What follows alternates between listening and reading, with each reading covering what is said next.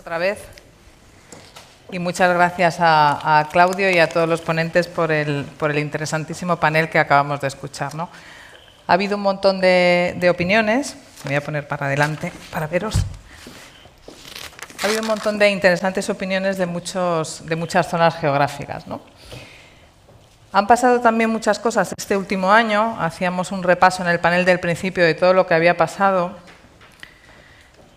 Pero quizá, general Claudio, conviene que recuperemos ahora las respuestas de nuestro público antes de entrar en materia. Yo he oído muchas aportaciones muy interesantes sobre las que quiero luego volver, pero si os parece, vamos ahora a recuperar las respuestas, que yo ya tengo por aquí. ¿Las proyectamos, por favor? La primera tenía que ver, os la leo yo, sobre cómo percibíamos qué había ocurrido con el riesgo geopolítico asociado con la energía. Bueno, pues la mayoría de nuestro público, ha habido unas 300 personas que han contestado la encuesta, no todo el auditorio, en un 82% opinan que ha aumentado. Solamente un 2,7% considera que ha disminuido respecto al año pasado. El año pasado, si nos sirve de referencia, habíamos hecho esta misma pregunta y solamente un 68% pensaba que había aumentado. Es verdad que este año han ocurrido un montón de eventos y, bueno, podríamos decir que en geopolítica pocos de ellos son considerados como positivos, pero si te parece, general, empezamos por ti, dejamos descansar un poco a Claudio después del panel. ¿Qué crees que hace que tengamos esa percepción? ¿Qué evento crees tú que es el que... Si hay alguno en concreto? Sí, yo creo que es la incertidumbre que se está generando con los acontecimientos y fundamentalmente con las decisiones de la administración norteamericana, de la administración Trump.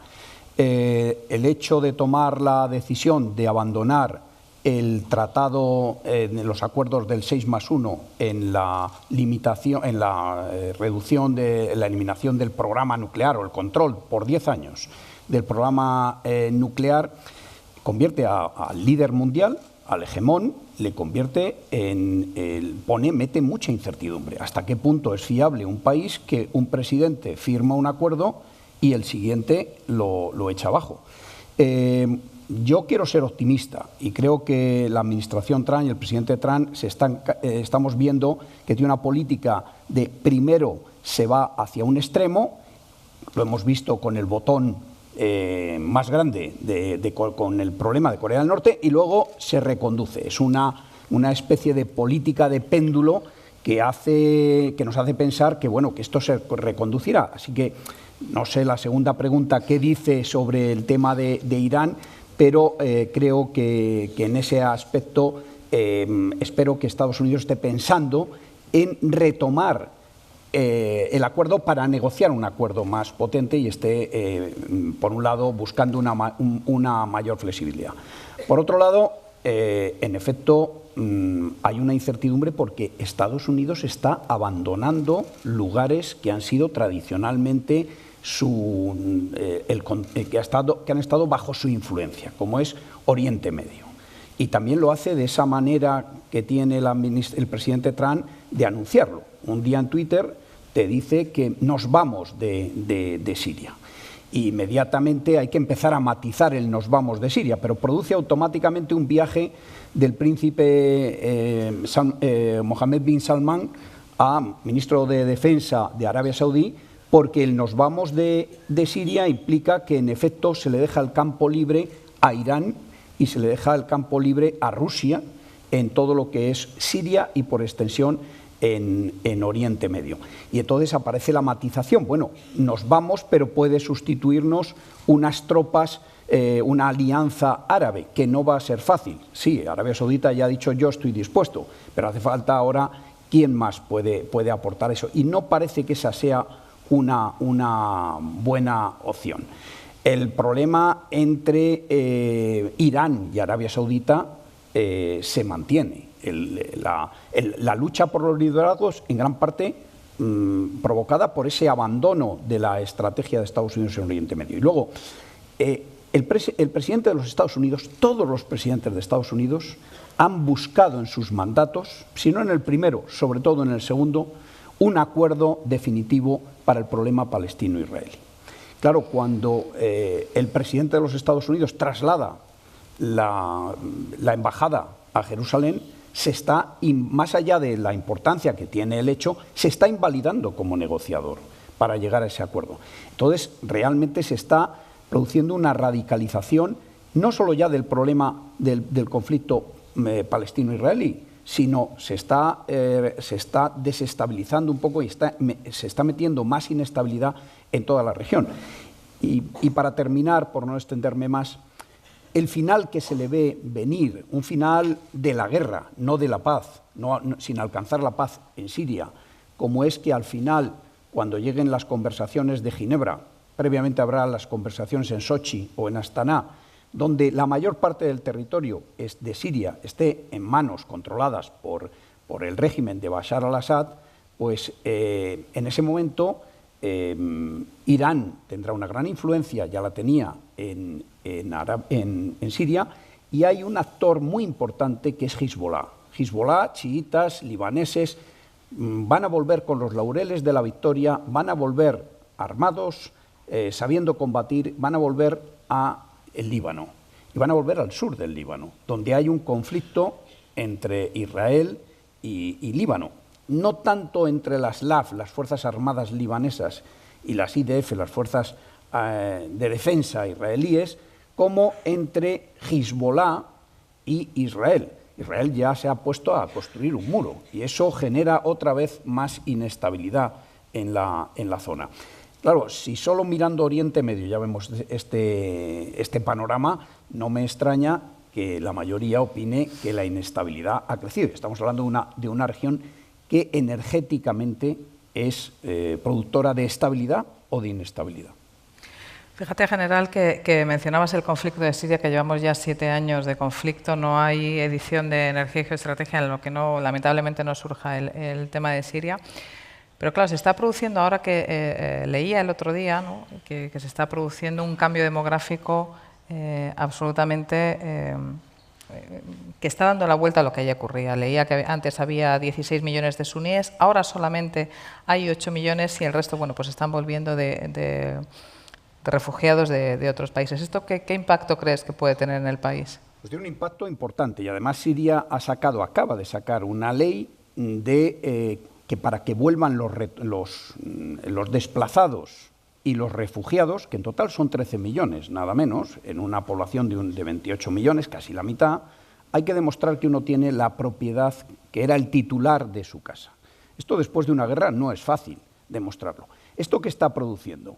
Pues que países como el Líbano, que tiene 1.100.000 sirios en su territorio, esos sirios no estén ahora en condiciones de me voy a Alepo otra vez, porque no tengo los papeles para que allí me consideren propietario de mi piso, de mi casa, etcétera, etcétera. Ya el ministro de Asuntos Exteriores libanés, la semana pasada, hacía una reflexión sobre este tema y llamaba la atención diciendo, ojo, esto puede provocar un problema mayor porque producen un enquistamiento de todos los refugiados, que son casi 4 millones de personas, y que a Europa le afecta mucho. Europa ha sujetado la mayor parte de los refugiados en la puerta en Turquía. Turquía tiene 2,5 millones de refugiados. Europa, a cambio de eso, le paga bien a Turquía. Si esa situación se mantiene, el problema de los refugiados en Turquía, que es un problema también de Europa, se mantiene. Y eso va a generar un problema mayor. Y por otro lado, países como el Líbano, donde cada 4 habitantes, 1 es un refugiado. En Líbano había 500.000 de palestinos, metidos en 13 campos de refugiados legales y en 17 asentamientos no reconocidos. Bueno, ahora de pronto le ha llegado 1 millón más de sirios. Y los libaneses han dicho, esta vez no me montáis refugiados, que luego se me quedan, como ha pasado con los palestinos. Claro, pero un país no puede tener 1 de cada 4 habitantes que sea un refugiado, que no tenga un sitio para vivir y que no tenga un trabajo fijo porque es un problema para el propio país. Todo eso va desestabilizando toda la región. Vamos a recuperar, si os parece, ahora lo que piensa nuestro auditorio de la segunda pregunta. Era que cuáles serían las principales consecuencias de la salida de Estados Unidos del acuerdo nuclear. La verdad es que no hay una respuesta muy clara. Aquí el mayor porcentaje lo tiene el incremento de la confrontación regional en Oriente Medio, con un 38%. Le sigue la quiebra de la confianza entre Estados Unidos y la Unión Europea. Continuará la subida de los precios del petróleo, tiene un 23% prácticamente. Y el tema de la renegociación es el que menos porcentaje tiene, con un 13%. Claudio, ¿tú qué piensas que van a ser los siguientes pasos que van a dar? Porque los otros socios de momento todavía no han dicho nada. Están ahí todos esperando a ver uno que dice. Primero, si esto funciona. Sí. Sí. Una cosa que quisiera, que tiene que ver también con lo que comentaba antes el general sobre el aumento del riesgo, es que de alguna manera también con el presidente Trump y con la administración americana hay una parte de aumento de la certidumbre, pero hay otra parte que es aumento del conocimiento y de la información de cómo actúa Donald Trump. No solo porque estamos viendo que cumple sus promesas, sino, por ejemplo, en relación al acuerdo con Irán, yo creo que hay una cosa muy clara, que es que también estamos aprendiendo cuál es su estilo de negociación. Por decirlo, su preferencia clara frente a, digamos, a la utilización de entornos multilaterales está el regateo bilateral. Es su clara. Es decir, considera, digamos, la relación del mundo como un promotor inmobiliario, considera sus relaciones de negocios, ¿no? Bueno, estoy haciendo una caricatura. Pero sí que es importante una forma de negociar que la puso de moda en un determinado momento, hace ya muchas décadas, General Motors con los sindicatos, que es decir, yo le presento a usted un paquete, digamos, completo, o lo toma o lo deja, pero no me mueve ni una coma. Eso, que está analizado en teoría de juegos, puede ser un comportamiento racional. De hecho, en Estados Unidos las autoridades laborales declararon ilegal esa forma de negociar porque los sindicatos dijeron que no estaban dispuestos a ponerse a negociar sobre la base de o lo toma o lo deja. Pero cuando uno mira la estrategia negociadora en Irán y, en cierto modo, la del plan, digamos, nuclear con Norcorea, de alguna manera lo que plantea Trump en Irán es, bueno, usted me acepta que ya no va a tener nunca armamento nuclear, no solamente durante 10 años, sino nunca, que además va a frenar su programa balístico y que además va a dejar de ser una potencia interventora en Oriente Medio y tal, todo entero, o me lo acepta o usted se tendrá las consecuencias. Es lo que planteaba General Motors a los sindicatos, oiga, o ustedes me lo aceptan o vayan a la huelga o hagan lo que les dé la gana. Entonces, eso, que es en teoría de juegos es la estrategia ¿cómo se llama?, de Ulises agarrándose al mástil, es decir, el del compromiso irrevocable, puede tener éxito. Puede tener éxito si tú has calibrado bien dónde están las líneas rojas del adversario. Como te equivoques, y eso pasa lo mismo con Irán, porque es decir, si tú, el paquete que presentas está dentro, aunque sea en la parte más baja, de la estructura de preferencias del adversario, ese comportamiento estratégico es un comportamiento racional. Como te pases, es decir, te quedes fuera, es decir, por ejemplo, si en Irán, como parece razonable, Irán nunca va a aceptar un paquete de esas características, o quizás, ya veremos cómo ocurre con Norcorea, con Corea del Norte. Corea del Norte puede ocurrir que sí lo acepte, entonces sería un éxito de Trump. Si su paquete global queda dentro del campo de preferencias admisibles de tu adversario, es una estrategia racional. Quiero decir que, de alguna manera, cada vez más la forma de actuar bravucona del gobierno americano y de Trump se parece a una estrategia negociadora que no es arbitraria. No digo que en el caso de Trump yo creo que es más sus impulsos ligados a lo que es su experiencia personal empresarial que a una elaboración teórica. Pero curiosamente, si uno analiza su modelo de negociación y de regateo bilateral, se acerca un poco a ese modelo. Bueno, después de dar toda esta vuelta, lo que quiero decir es que de alguna manera hay un elemento de reducción de incertidumbre progresivamente. Cuando Estados Unidos dice que de alguna manera no son contradictorias, aunque aparentemente lo son, la estrategia que está siguiendo con el acuerdo nuclear de Irán y el acuerdo nuclear con Corea, si se mira desde esta perspectiva, pues dices, bueno, pues quizás. El problema es que este tipo de estrategia es arriesgadísima, porque si tú te equivocas, provocas la guerra.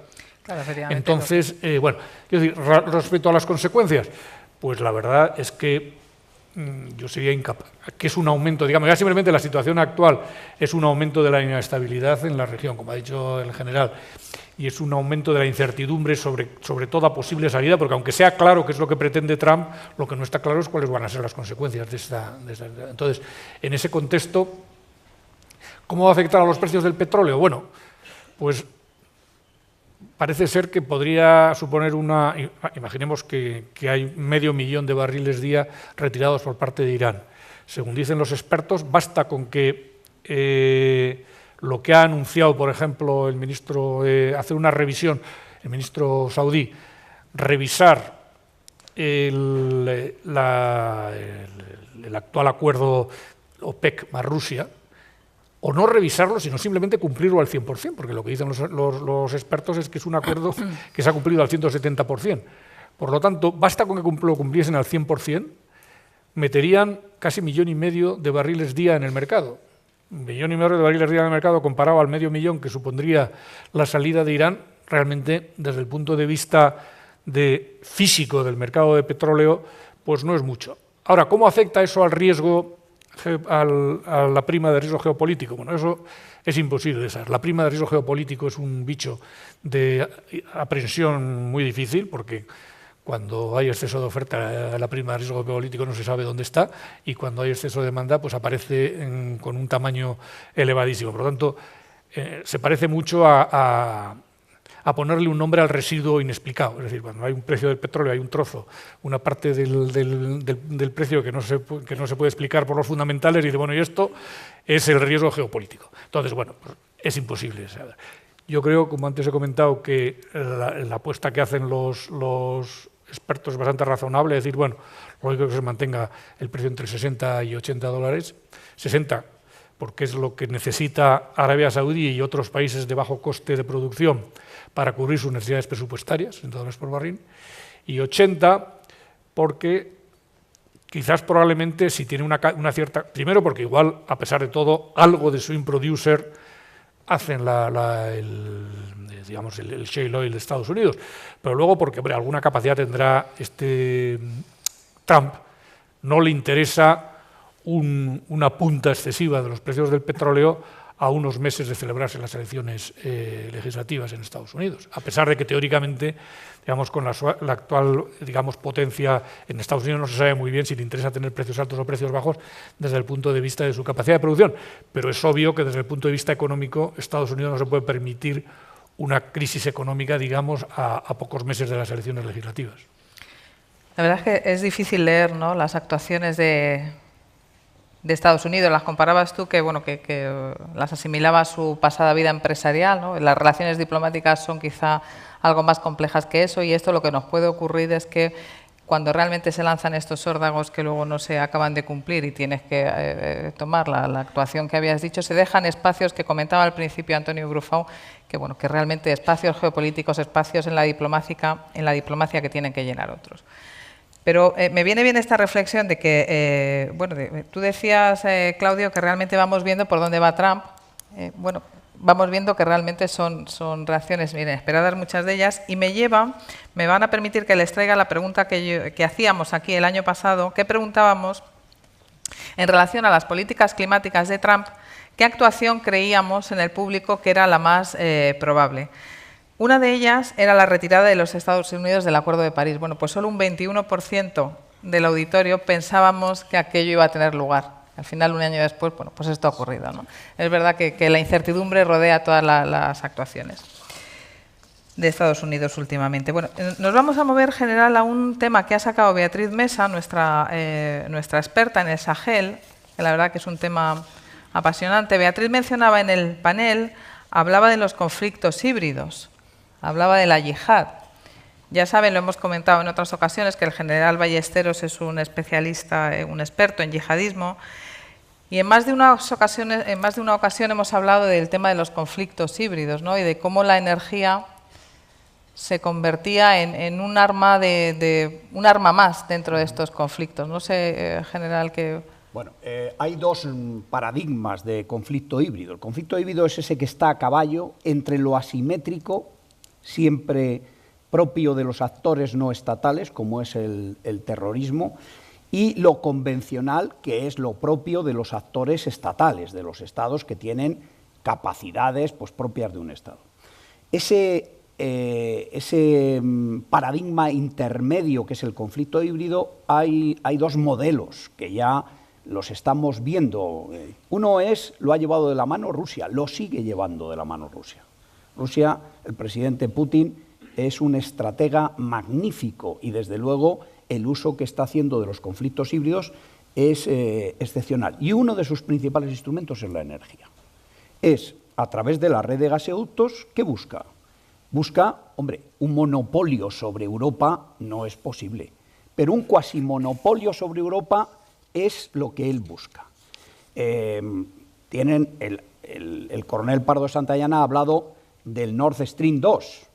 Ayer protestaba Polonia y avisaba a la Unión Europea del peligro que supone ese Nord Stream 2, cuando el Nord Stream 1 todavía no ha alcanzado su capacidad máxima y está todavía, parece lejos de alcanzar su capacidad máxima. Pero vayamos al sur, vayamos al South Stream, fruto del problema que hubo con Ucrania, al que hacía alusión antes el presidente Antonio Brufau, Rusia propuso a los países del sur, hasta Italia, construir un South Stream cruzando el Mar Negro. Esto se paró porque la crisis de Crimea le dio una oportunidad nueva a Rusia, que es ¿para qué voy a cruzar todo el Mar Negro de este a oeste si ya la península de Crimea es mía? Y tengo ahí un estrecho, el estrecho de Kiel, que poniendo un puente, por ahí entra el gas. El puente se inauguró hace 15 días. Lo inauguró Putin subido en un camión que recorrió los 19 kilómetros de puente. El estrecho es mucho más corto, pero el puente tiene 19 kilómetros. Y por ahí va a meter el gas a Crimea, donde, por cierto, en este momento Crimea recibe el gas de Ucrania, paradójicamente. Y es o le metes gas a Crimea o no te vendo gas a ti. Este es el tema. Bueno, de ahí si se queda en Crimea solo y no avanza toda la insurgencia que hay en Lugansk y en Donetsk hacia lo que históricamente fue Novorossia, que nos llevaría a que todo el sur de Ucrania se quedaría en manos de un hipotético país o de rebeldes prorrusófonos, entonces ya no tendría que cruzar ese Mar Negro. Pero no ha quedado aquí, está en eso, está en construir un gaseoducto a través de de la península de Crimea y lo que pueda venir hacia Europa, pero hete aquí que cuando todos creíamos que, consecuencia de que el ejército turco había derribado un avión ruso, un caza, que atravesó 14 segundos su territorio en el límite con Siria, pues cuando todo el mundo estaba esperando el castigo de Rusia, no ha habido tal castigo, sino todo lo contrario. Ha habido unas conversaciones en Astana, propiciadas por el presidente de Kazajistán, a impulso del propio presidente Putin, que le ha convencido a Erdogan de mejor amigos que enemigos. Y la amistad se traduce en dos cosas. ¿Tú qué quieres? Tú no quieres un régimen de Bashar al-Assad porque crees que en el norte de Siria, en el Kurdistán sirio, Rojava, eso es un santuario para el PKK. Pues yo te garantizo que eso va a dejar de serlo. Y va a ser tal la garantía que si allí hay milicias, tú puedes entrar en el territorio sirio, limpiar y marcharte. Ha entrado, todavía no se ha marchado, pero se tendrá que marchar. Pero vamos a la energía. Te propongo un negocio que nos va a venir bien. ¿Cuál es el negocio? Yo te pongo una tubería, un gaseoducto en la playa y a partir de la playa construimos el gaseoducto pagándolo al 50%. Y en 2020 hacemos un contrato y metemos 20 millones de metros cúbicos de gas por el gaseoducto que hay que terminar de construir de Nabucco, ¿Y qué está haciendo Rusia? Y eso entra el gas ruso a través de Turquía. ¿Qué está haciendo? Está poniendo un tapón a las exportaciones de gas de Turkmenistán y de Irán, que ya habían firmado un acuerdo con Turquía para establecer un gaseoducto que recorriera desde Turkmenistán, Irán y entrar ahí. Pero claro, cuando llegue ese gaseoducto tendrá que ser porque haya una demanda superior al acuerdo que han firmado previamente Erdogan y Putin. Con lo cual, con todo esto está, digamos, estableciendo no un monopolio, porque eso es imposible, pero sí haciendo una dependencia de un gas barato que va por tubería frente al GNL, que resultaría mucho más caro. Un modelo de conflicto híbrido. Y otro, para terminar, Sahel, el terrorismo, el Daesh. El Daesh procede de una estrategia asimétrica. No tenía originalmente los grupos terroristas las capacidades que tiene un Estado, pero han descubierto una cosa: si conquistas territorios, el territorio te lo da todo. ¿Qué te da? Te da recursos humanos. Recursos humanos a los que puedes movilizar con la fatua correspondiente y consigues combatientes para tus filas. Y si en esos territorios hay recursos naturales, petróleo como cuando han estado en Siria, etcétera, eso se puede explotar. De Siria el Daesh sacaba $1,500,000 diario, ha llegado a sacar. Y ha llegado también a obtener recursos militares. En todas las bases que ha entrado en Siria, sobre todo en Irak, en Mosul, se ha quedado con todo el armamento. Esto lo ha aprendido y lo está trasladando ahora esas enseñanzas al Sahel. ¿Dónde está el Daesh ahora? El Daesh está en la diáspora. Está buscando santuarios donde lamerse las heridas, reagruparse y volver otra vez a poder controlar territorios. Uno de esos territorios es el suroeste de Libia, la zona del sur de Fezzan, y otra zona, ya no bajo el nombre del Daesh, sino Al-Qaeda en el Magreb islámico, bajo ahora el liderazgo de un tuareg, al-Ghali, está en el norte de Mali. Pero curiosamente el problema de Mali no está surgiendo ahora, las noticias no son tanto de esa zona del Azawad del norte de Mali como de la zona de los Pel, de la zona central de Mali, la zona de Moti, Sebaré, etcétera, donde la debilidad que le está suponiendo a Bamako ese desgaste del norte y todavía el no recibir las ayudas necesarias de la Unión Europea hace que todos los problemas que le resulte, que automáticamente sea fácil crearle problemas a Bamako. Y ahí es donde están surgiendo esos nuevos grupos a caballo entre el yihadismo y lo étnico, como son los Pel, y donde hay ahí un problema importante que la Unión Europea tiene que tomarse en serio, porque la seguridad de la Unión Europea está en dar seguridad, en conseguir la seguridad y la estabilidad del Sahel. Demasiado largo. No, ha estado interesantísimo. Es verdad que se nos va el tiempo, hay muchos temas de qué hablar. Yo creo que antes de finalizar, porque nos gusta ser puntuales con los tiempos, quería una respuesta rápida de los dos. Claudio, empezamos por ti si quieres. ¿De qué creéis que va a pasar con la cumbre de Singapur de Estados Unidos-Corea del Norte? ¿Se celebrará? ¿No se celebrará?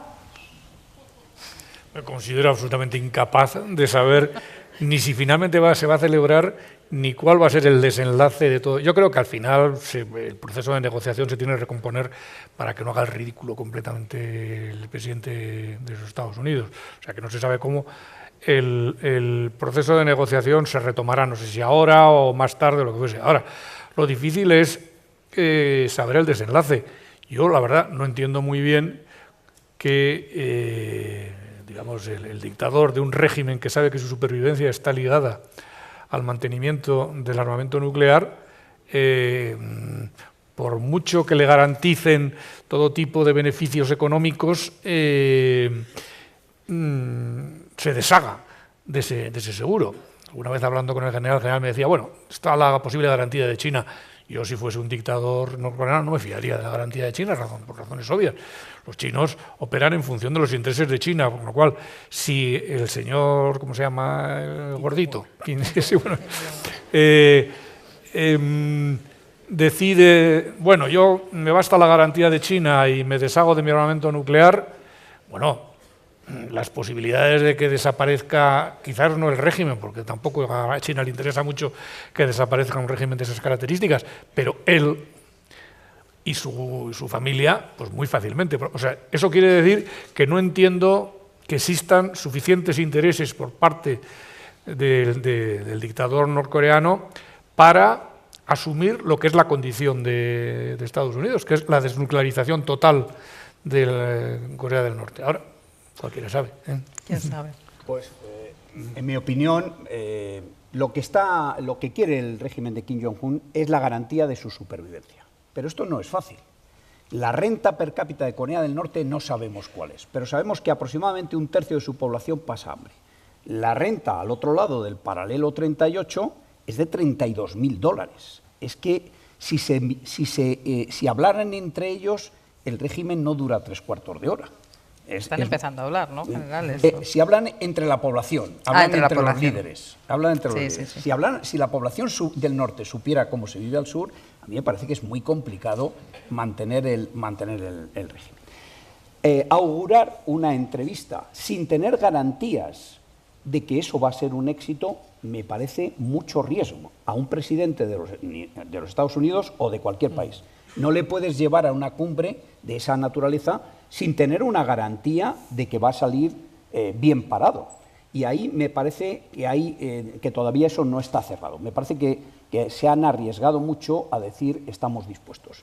Y por otro lado, ya ha habido acuerdos antes con el régimen de Kim, no con Kim Jong-un, sino con su padre, que llegaba a un acuerdo, a cambio de eso pues le daban petróleo, Japón, Corea del Sur, China le daba alimentos, y cuando el régimen veía que algo se empezaba a mover por abajo o que no había negociado suficientemente bien porque llegaba a la conclusión de que podía haber sacado más, rompía los precintos de los reactores nucleares y empezábamos otra vez de cero. El régimen sabe que sin armamento nuclear no es que esté amenazado por nadie, que es que lo tiene muy complicado, porque lo que hace es 1 millón es el ejército, ahora mismo es el ejército más grande del mundo en número de efectivos, más grande ya que el de China, porque China ha ido eliminando efectivos. China juega un papel, en mi opinión, muy relevante. China no le gusta que tenga un aliado, que tenga armamento nuclear y que no puede controlar China.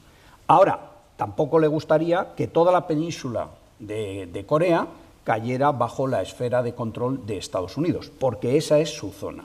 Ahí es donde yo creo que tiene que jugar un papel relevante Xi Jinping y Trump, decir, bueno, vamos a buscar soluciones a este tema, porque Kim Jong-un yo creo que tampoco es estúpido, que es un ser racional y sabe que el apretar cualquier botón, el que sea, eso acaba con el régimen, que es lo que quiere garantizar, la perdurabilidad del régimen es lo que quiere garantizar a toda costa, pero es una persona muy difícil de negociar, más difícil que su abuelo y más difícil que su padre, porque eso ya lo ha demostrado, debe ser la edad.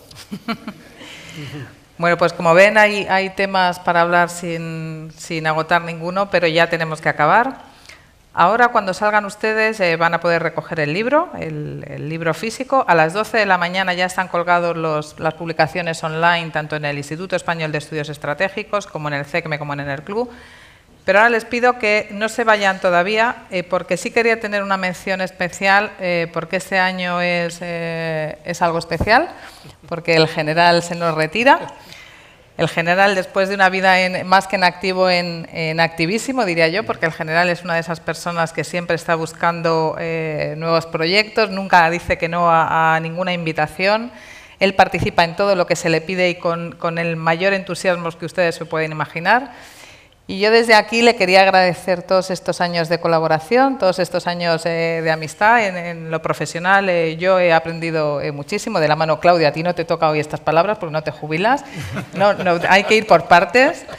Pero de verdad, general, ha sido un enorme placer trabajar contigo. El general se remanga y se pone a hacer las labores de secretario desde el primer momento hasta hablar de la estrategia mundial con la mayor brillantez que pueden imaginar. Muchas gracias. Nos tienes aquí, nos tienes al CEGME, a Enerclub, a Claudio, a Repsol, a mí misma, para lo que tú quieras. Y si les parece, le damos un fuerte aplauso al general y le deseamos lo mejor. Muchas gracias. Pues ahora sí, si quieren pueden salir. Muchas gracias a todos. Muchas gracias. Esto era inesperado. Bueno, te lo mereces, general. Muchas gracias. Vamos ahí, nos hacemos una foto.